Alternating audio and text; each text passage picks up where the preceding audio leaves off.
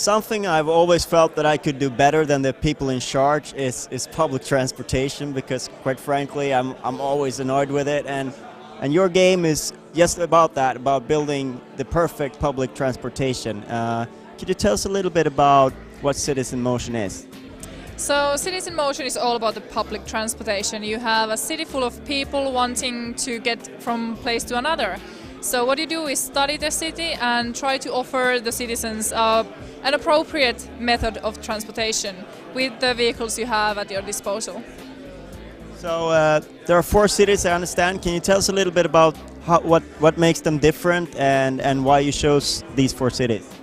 So Cities in Motion has 4 different cities. We have Vienna, Berlin, Helsinki and Amsterdam. We wanted to keep it in Europe for this because it of course made the work a little bit easier for us with the architecture of this city, so we could use the similar buildings again. But basically what makes them different is that they all grow during the 100 years differently, most certainly. In Amsterdam, I mean, with the canals, it's definitely different. Vienna and Berlin being the inland cities, and Helsinki being on a coast, you have the sea there. So you have to kind of think that which of the, where to use the water buses. They work great in Helsinki and Amsterdam, whereas maybe in Berlin, which is actually the biggest city, you might want to use metro system. And that you got into a little bit the different types of transportation you got there. Can you tell us a little bit about those and the vehicles in the game? Yeah, so we have 5 different types of transportation. We have buses, trams, metro, then a couple of special ones, which are the water buses and the helicopters. And we have, for those, we have over 30 different models of different vehicles, which of course, depending on the time you're at, like in the 1920s, your vehicles available are a bit slower and not that big as 100 years later when you have the modern ones. I was a little bit interested about that, by helicopters. I would love to go anywhere with helicopters. It would beat out any other public transportation, in my opinion. But how does that work with customer satisfaction and the economy and the drivers behind your progression in the game?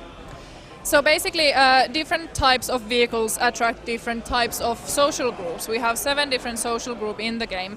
So for example, the business people love the helicopter. It's so quick and efficient. Whereas the students don't want to pay that high ticket prices. Surely it's a big investment to have a helicopter line in your network.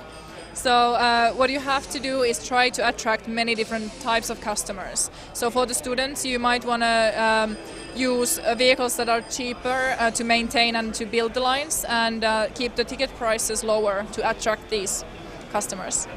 Could you tell us something about the economy model that you're using and sort of how it works? So basically, for Cities in Motion, the economy for the 100 years, the global economy fluctuates. So we have depression when the people aren't so willing to pay for their tickets, where you also, when your income isn't that good, you should think about how much wages do you pay for your employees. Also, when the economy is better, you can raise the ticket prices and just try to meet the challenge with these economical situations. And what about the competition? Are you competing with anyone in this game? In Cities in Motion, you're actually competing against private cars. Basically, everyone in the city, they either walk. Before you have built anything, the people will be walking from A to B or using their cars. So what you want to offer them is a better option than using their own car. So the passenger will think, when you have a line set, that if he has to go that use that line, he will figure out if the price or the efficiency of it is better than with his car. So there's a bit of competition there. And you have different scenarios as well. Could you just briefly touch on those? So the campaign mode consists of 12 different scenarios.